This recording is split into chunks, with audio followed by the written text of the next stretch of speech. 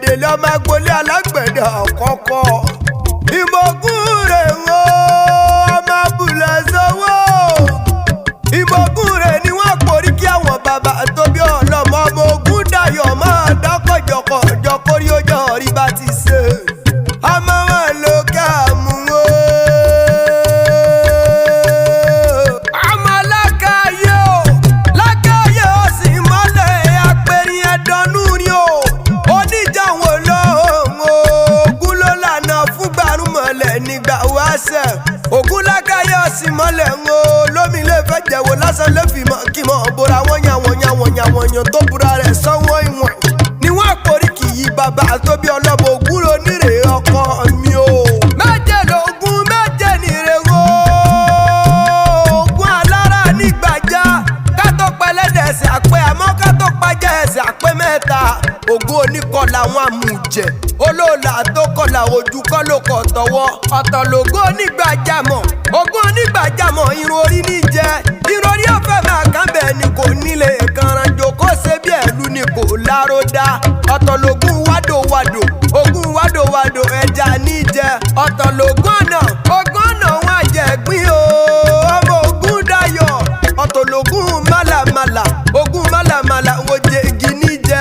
Ọ̀tọ̀ lògún gbẹ́nàgbẹ́nà o Ògún gbẹ́nàgbẹ́nà wọn jàkọ́ ni wọ́n porí kì í bàbá tó bí ọlọ́mọ Ògún má ṣe bá ọjà nígbà àkọ́kọ́.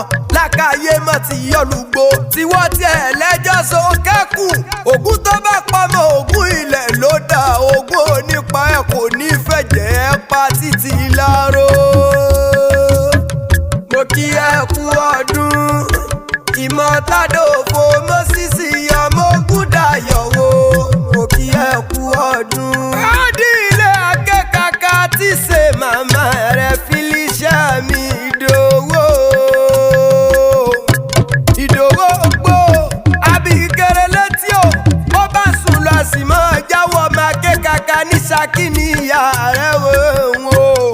Ṣakí ni wọ́n Ògún ọ̀rọ̀kẹ́ o. Àgbẹ̀dẹ ọ̀rọ̀ bàbá àjòjé bá níra sàbàrí tẹrùtọ́mẹ níbà ní ìrọ̀lógún. Bó bá dijọ́ ọjà kẹrán ní sàṣàbàrí. Bó bá dijọ́ eré kẹrán ní sólógún. Ológun ní káré àṣàbàrí ọ̀nìkan ìjà. Òrìṣà tó nà lágbẹ̀dẹ òtúndé Ṣakí mọ́. Yẹ̀wùyẹ̀wù o yẹ̀wùyẹ̀wù níṣẹ́lẹ̀ ológun o. A kì í bímọ fún wọn níre. A kì í bímọ fún wọn níre ká ṣọ̀dá owó. Torí ìgbà ńláńlá ìgbà owó ni wọ́n fi fún wọn lówó nílé màmá tó bí ọlọ́mọ. Ẹmu lògún wà mú níre o ọkọ mi o. Ẹmu lògún wà mú níre lògún bá dúró. Ọ̀kẹ́rẹ́ ń bẹ nílùú Ṣakí dìgbìdìgbì. Ibẹ̀ ní ṣẹlẹ̀ yàrá Àpọ́sítélì Mósìsì Ògún dayọ̀. Àní kò dójú tẹ́lẹ̀gùn o kó sọmọ tádòfo ọmọ táàmà sọmọ tádòfo o. Ọkọ yín dàmọ́lá o ọkọ ọ̀kẹ́ olúwàjẹ̀ mímá. Aya Ògún dayọ̀ tó sọ pé kí mòun kì í yọ pé ní níṣọdún rẹ̀. Àrídùnnú rẹ̀ oyin dàmọ́lá òkè olúwa o.